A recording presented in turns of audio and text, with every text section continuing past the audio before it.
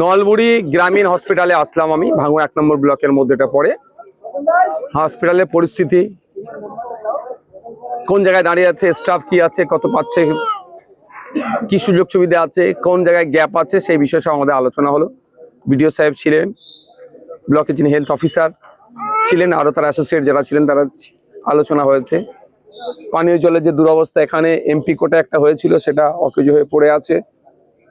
এই সমস্ত বিষয়গুলো, টিন এজ প্রেগনেন্সি নিয়ে যে সমস্যা, সেই বিষয়টা নিয়ে কিভাবে এটাকে বন্ধ করা যায়। টিবি রোগে যারা আক্রান্ত, তারা নিয়মিত এখান থেকে ওষুধ প্রোভাইড করা হচ্ছে, তারা খাচ্ছে না, অনেক ক্ষতিগ্রস্ত হচ্ছে। 50টা যে সুস্বাস্থ্য কেন্দ্র আছে, অনেকের জমি, নিজস্ব জমি নাই বা ভাড়ার বাড়িতে থাকছে, হচ্ছে ইলেকট্রিক সমস্যা, সেইগুলো নিয়ে সমস্যা আলোচনা হয়েছে। এখানে যারা মেটার্নিটির যেটা ওয়ার্ড আছে, সেখানে যারা বাচ্চারা আছে, সেখানে একটু সমস্যা, তা ওই ওয়ার্ডের মেল ফিমেল ওয়ার্ড এক জায়গায় হয়ে যাচ্ছে, কমন বাথরুম হয়ে যাচ্ছে, এগুলো যাতে এক্সটেন্ড করা যায়, মানে বিল্ডিং এক্সটেন্ড করে এগুলো করা যায়, সেই বিষয়ে নিয়ে আলোচনা হয়েছে। এখানে সিজার হয় না,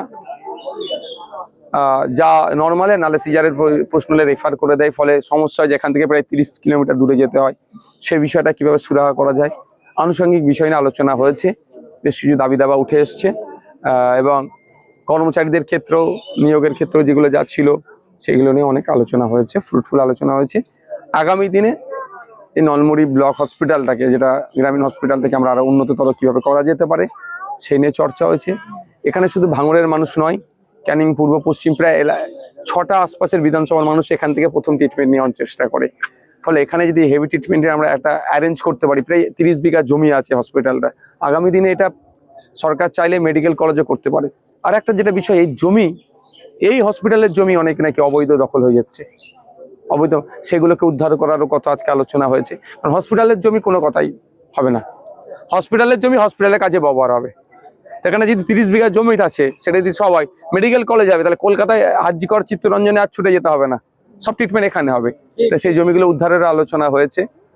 থানার পক্ষ থেকে যিনি অ্যাডিশনাল বাবু ছিলেন, তিনিও আমাদের সাথে সহমত যে না, দ্রুততার সাথে সেগুলোকে করাবে। নিরাপত্তার জন্য ব্যবস্থা আছে, লাইটের যেগুলো খামতি আছে, সেইগুলো, যে লাইটগুলো আছে কিছু জ্বলছে না, সেই বিষয়গুলো, এক কথায় সমস্ত বিষয় নিয়ে আজকে সর্বাঙ্গীন উন্নতির কথা হয়েছে, আমরা আলোচনা করছি। আগামী 3 মাস পরে আবার আমরা বসবো অফিসিয়ালি, তার মধ্যে আমিও কয়েকবার ভিজিট করতে আসবো। ভাইজান, যে সাধারণ মানুষ যে এখানে আসলে একেবারে যে সিজারের কথা আপনি বললেন, তবে সিজার নিয়ে এবারে কি পরবর্তীবারে কি এটা চালু হবে? দেখুন, সেটা নাই যাতে এখানে হয়। এমনি এখানে প্রতি মাসে 80 থেকে 100 জন নর্মালি ডেলিভারি হয়। যদি কারো সিজারের প্রয়োজন হয়, তাহলে এখানে সেটা পাচ্ছে না, তাদেরকে দূরে চলে যেতে হচ্ছে, না প্রাইভেটে যেতে হচ্ছে।